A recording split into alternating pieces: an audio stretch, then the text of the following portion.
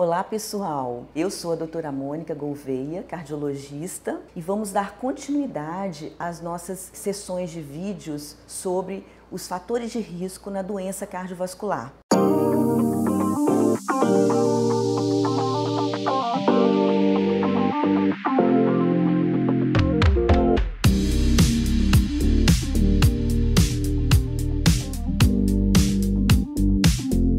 Hoje nós vamos conversar sobre o tabagismo, que é um grande fator de risco para as doenças cardíacas. Então, o tabagismo, ele não é um fator de risco só para doenças cardiovasculares, né? Ele é um fator de risco para 6 a 8 doenças que mais matam no mundo, que são infarto, os AVCs, as doenças infecciosas pulmonares, né, as pneumonias, o DPOC, que é a doença pulmonar obstrutiva crônica, e os cânceres. Deles, assim, ele é responsável por 30% dos casos de cânceres. Desses 30%, 90% dos cânceres de pulmão. O seu custo na economia global gira em torno de $1 trilhão por ano. Ele é capaz de reduzir em 20 anos a vida das pessoas que fumam.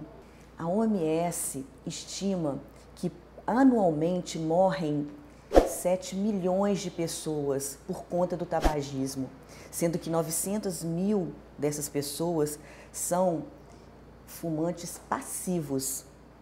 Até 2030, o tabagismo matará 1/3 das pessoas comparado atualmente.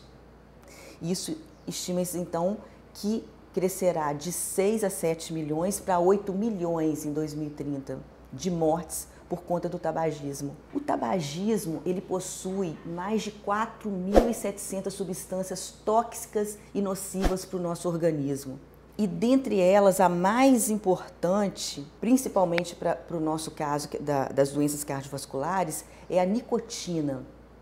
A nicotina demora 7 segundos para correr na corrente sanguínea e atingir o cérebro da pessoa assim que ela traga. O que acontece? Ela estimula uma parte do cérebro, um núcleo, que é um núcleo do prazer. Então, ela faz com que a dopamina, que é um neurotransmissor, aumente no organismo da pessoa. Essa dopamina vai dar prazer. Algumas pessoas sentem sensação de aumento de atenção, aumento de concentração, inclusive de memória. A pessoa fica mais ativa, porque ela é um estimulante. Por isso a dependência, por esse estímulo no sistema nervoso central.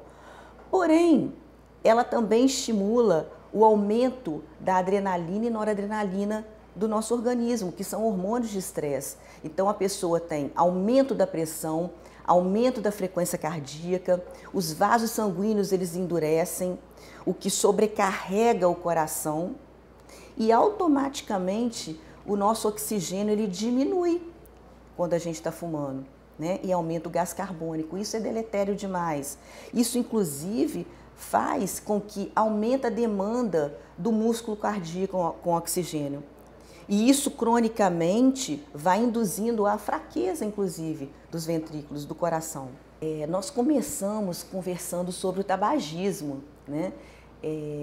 Então, como é um fator de risco importante para desenvolvimento da hipertensão, né, para desenvolvimento das doenças cardiovasculares, eu resolvi responder a dúvidas frequentes que me fazem no consultório, na mídia social também, e agora eu vou responder para vocês.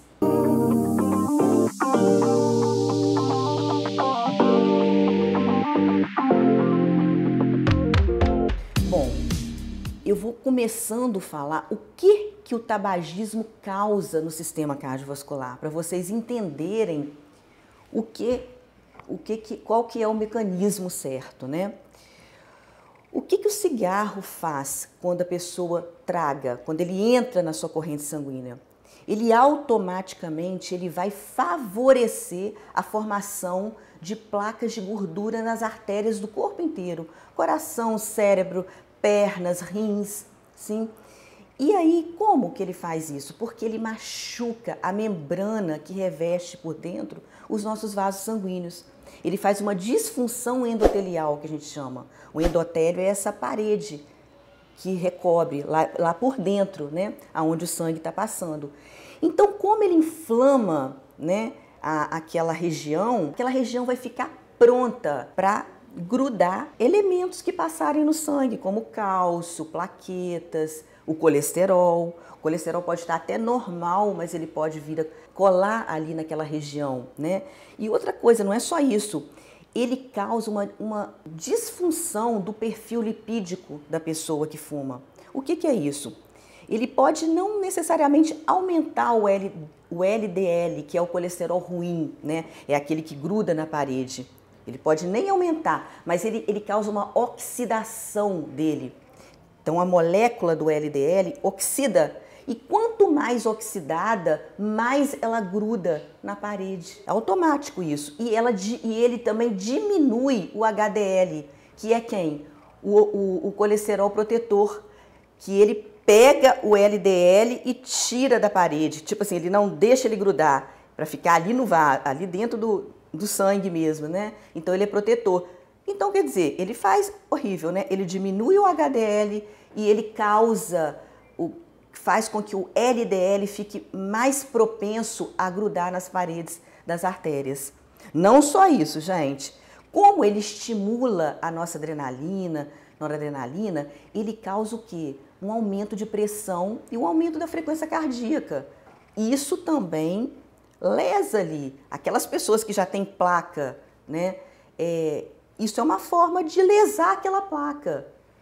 Lesou aquela placa, forma coágulo ali, pronto, infarto súbito ou um derrame cerebral, né? Então, de todas as formas, tanto agudamente quanto cronicamente, ele está ali fazendo lesão e podendo ser ruim, prejudicial ao nosso sistema cardiovascular. Outra coisa super importante, ele favorece a trombose no organismo, tanto no sistema venoso, nas veias, quanto nas artérias.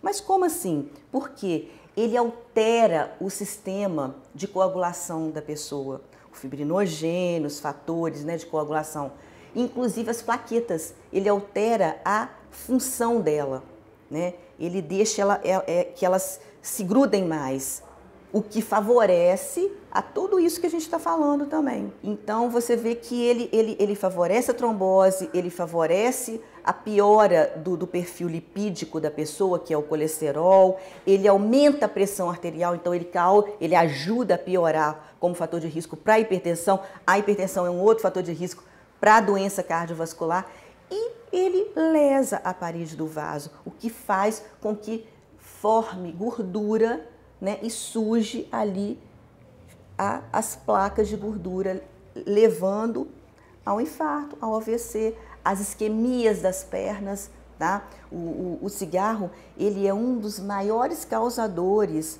de trombose arterial, com isquemia aguda. A pessoa pode chegar a perder um membro por isso, membros inferiores, superiores. Outra coisa, como ele causa esse endurecimento das artérias, né? Porque ele diminui a elasticidade das artérias. Com isso, ele causa também propensão a aneurisma, tá? Um dos maiores causadores de aneurisma de aorta, né? A aorta é a nossa maior artéria que sai do coração, é o tabagismo. É um fator de risco, assim, importantíssimo. E aneurisma de aorta é uma das causas de morte súbita, né? Quando ele se rompe e é dramático, né? Esses casos. Pessoal, nos próximos vídeos irei responder outras dúvidas, ok? E quem tiver dúvidas em relação a isso que a gente conversou hoje, manda aí pra gente que a gente tem a satisfação de responder para vocês.